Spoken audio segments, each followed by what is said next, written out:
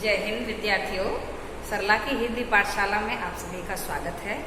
पिछली वीडियो में हमने संधि पढ़ी थी। संधि क्या होती हैं, संधि की परिभाषा क्या है, संधि का अर्थ क्या है, संधि कितने प्रकार की होती हैं।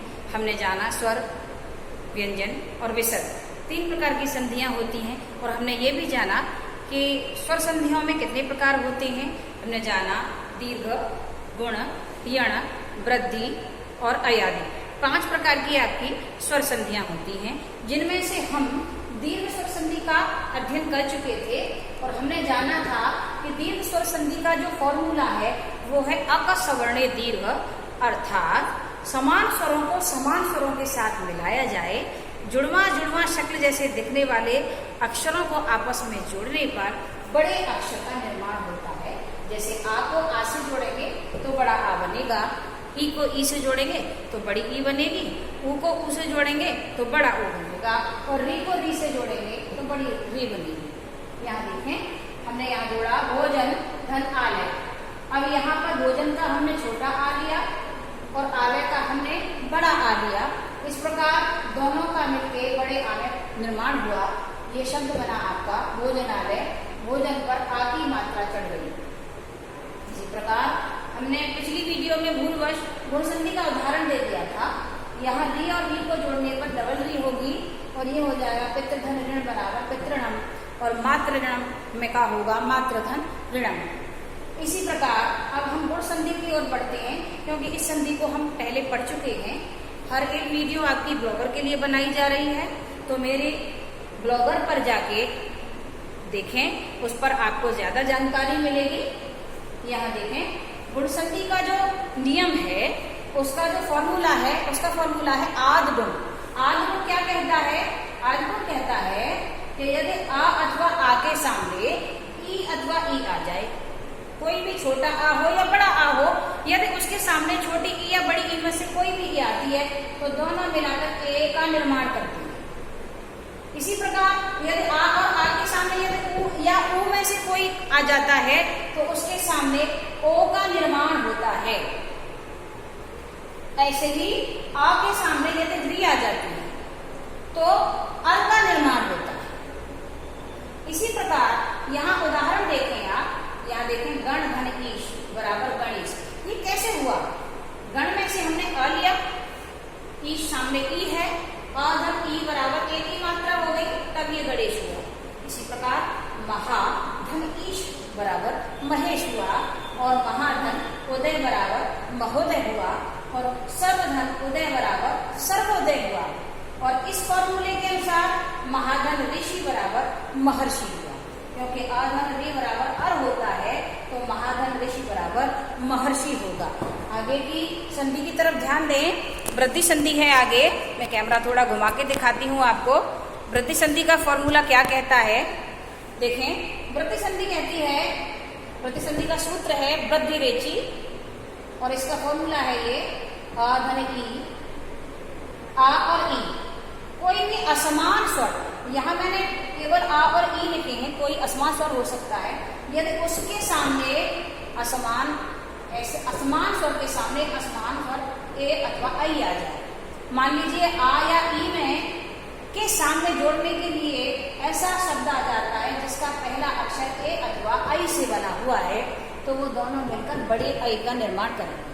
इसी प्रकार यदि अ अथवा आ के सामने यदि ओ या औ में से कोई अक्षर आ जाता है तो हमेशा वो बड़े ओ में निर्मित होगा। कैसे? ध्यान देंगे, यहाँ देखें मध्य धन एक, मध्य में छोटी ई हमने ले ली, एक में ए ले लिया, बराबर एक हो गया, दोनों मिलकर मतैक्य बना। इसी प्रकार एक धन एक बराबर एक है, यानी अ धन ए बराबर आई, ये मात्रा चढ़ गई, ये एक एक हो गया। तथा धन एक बराबर तथे, ये किस प्रकार हुआ? तथा में से बड़े ए के आ लिया, क्योंकि बड़े आ का डंडा है।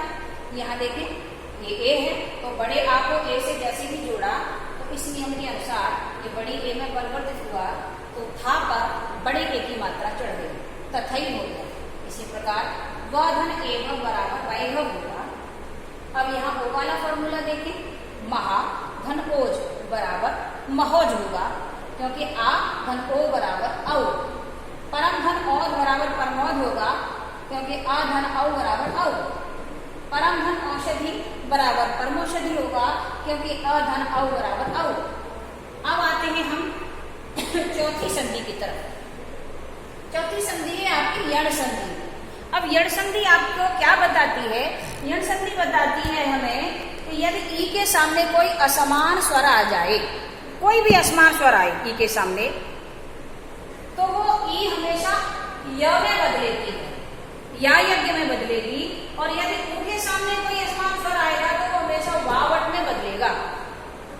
यानी ई बदलती है या में और ऊ बदलता है वा में, और सामने जो असमान स्वर आया है उसकी चढ़ जाती है या पर या वा पर मात्रा। यहां हम प्रयोग करके देखते हैं। ये देखें, इत धन आदि बराबर इत्यादि।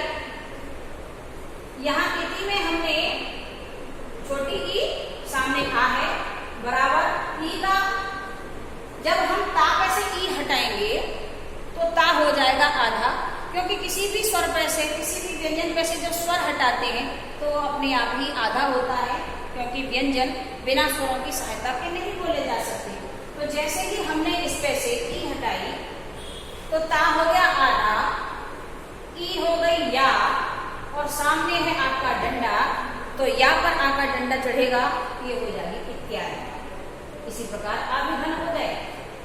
अभी में से भा पैसे जैसे ही हमने ई हटाई, ई हटाने पर ये आपका क्या भा आधा हो गया, ई बन गई आपकी या, सामने है आपका ऊ, तो या पर ऊ की मात्रा चढ़ जाएगी, ये हो जाएगा अभ्युदय।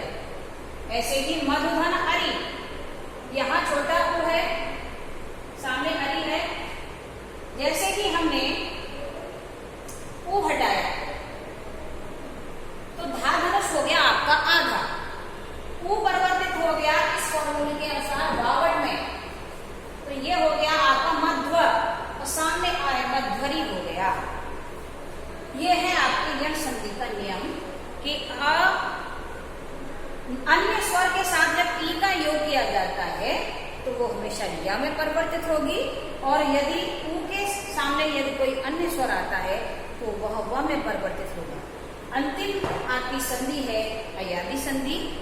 अयादि संधि का फॉर्मूला है ए धन आ बराबर आय, ए धन आ बराबर आय, ए औ धन ओ धन आ बराबर अब, औ धन आ बराबर आप, और औ धन ऊ बराबर आम। कहने का तात्पर्य ये है कि ये वाले जो है ये आई में बदला, ये आई में बदलेगा, छोटा ओ अब में बदलेगा, बड़ा ओ आव में बदलेगा, और सामने जो स्वर होंगे उन स्वरों की उन पर मात्रा चढ़ जाएंगी।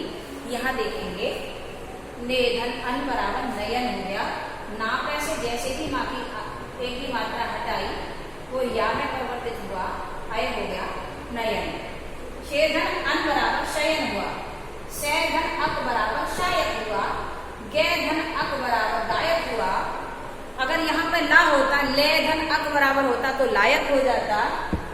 पो धन अन बराबर पवन हुआ, और पौ धन अन होता, बड़ी ओ की मात्रा होती तो पावन हो जाता। यहाँ अगर पौ धन अन की जगह पे पावक करना होता तो पौ धन अक हो जाता। अब यहाँ देखें इस फॉर्मूले को, भो धन उक बराबर भाव, भौ पे से जैसे ही ओ की मात्रा हटाई भौ परिवर्तित हुआ आव में, सामने है आपका ऊ तो भावु हो गया, और क है सामने तो क हो गया, भावुक हो गया। इस प्रकार अयादि संधि का यह फॉर्मूला है। यदि हम संधियों के फॉर्मूले याद कर लेते हैं तो फॉर्मूले याद करने के बाद हमें कठिनाई नहीं रहती किसी भी प्रकार की संधियों के जोड़ने में और तोड़ने में। फॉर्मूले याद करना अत्यंत आवश्यक है। जय हिंद।